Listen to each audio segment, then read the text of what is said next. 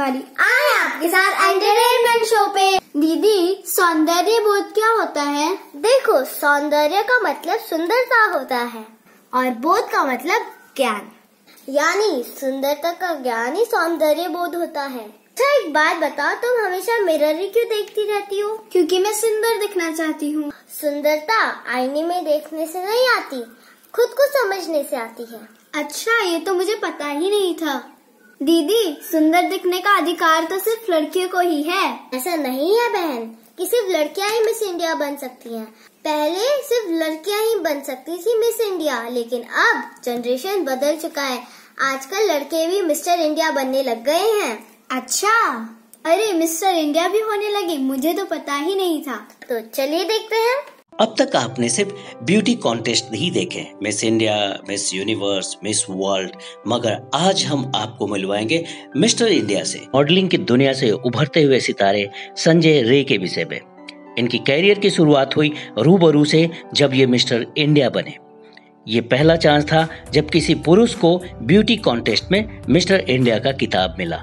फिर क्या था, रातों रात आसाम का ये एक अनजाना सा नाम जाना पहचाना बन गया और वहां के तमाम न्यूज़पेपर का हेडलाइन बन चुके थे, संजय रे। संजय रे अब एक आम नाम नहीं था, ये एक स्टार बन चुके थे मॉडलिंग की दुनिया का, और इनके पास तमाम ऑफर्स आने लगे और इन्होंने पहली बार भारत को रिप्रेजेंट किया फिलीपींस में। उसके बाद उन्होंने पीछे मुड़कर नहीं देखा, इनके पास तमाम प्रस्ताव आने लगे एक्टिंग के, मॉडलिंग के। सो ये समझ नहीं पा रहे थे कि अब मुझे क्या करना चाहिए, और ये ग्लैमर के चौकाचौंध में कहीं खो से गए। इन्हें लग रहा था वाकई ये मिस्टर इंडिया बन गए हैं, जो दुनिया को तो दिखाई दे रहे हैं मगर खुद को नहीं देख पा रहे थे। इन्होंने आत्ममंथन किया कि आखिर हम मुंबई के इस ग्लैमर भरी दुनिया में रहें या सीधा आसाम चले जाएं। लेकिन उन्होंने बीच का रास्ता निकाला और कुछ समय के लिए ये दिल्ली चले गए और वहाँ इन्होंने अपने आप को फोकस करने की कोशिश की कि आखिर मुझे क्या करना है, मुझे एज ए मिस्टर इंडिया के ट्रेंड को लेकर आगे चलना है, या फिर एज ए मॉडल मुझे कुछ करना है, या फिर हमें एक्टिंग करना है। ये इसी कश्मकश में थे कि उसी बीच इनके पास बॉम्बे से फ़ोन आया एक सीरियल में एक्टिंग करने के लिए। इन्होंने कहा कि मैं एक्टर नहीं हूँ। डायरेक्टर ने कहा कोई प्रॉब्लम नहीं, आप यहाँ आ जाएं, हम उस पर काम करेंगे। इनका ऑडिशन हुआ। ऑडिशन होने के बाद एक बात तो जाहिर सी थी कि एक्टिंग और मॉडलिंग दोनों अलग अलग धाराएं हैं। तो इन्होंने ये निर्णय लिया कि मैं एक्टिंग सीखूंगा, और इन्होंने मुंबई में ही बसने का इरादा किया और वहाँ से बिल्कुल ग्राउंड लेवल पर अपने आप को जोड़ लिया थिएटर से। इन्होंने अब तक बहुत सारे शो किए हैं थिएटर के तहत, महाराष्ट्र, कर्नाटक, गोवा में, और अपने आप को तराशने की कोशिश जारी रखा है इन्होंने। हालांकि इनके पास कई ऑफर्स हैं फिल्म्स के, सीरियल्स के, मगर इन्होंने कहा है कि अभी मुझे और वक्त चाहिए, और इन्होंने पूरा फोकस किया है अपने कैरियर को संवारने। हमारी ढेर सारी शुभकामनाएं संजय रे को उनके अच्छे भविष्य के लिए। आइए अब मिलते हैं संजय रे से। नमस्कार, मैं संजू रे, विनर ऑफ रूबरू mister India and mister tourism world India 2016।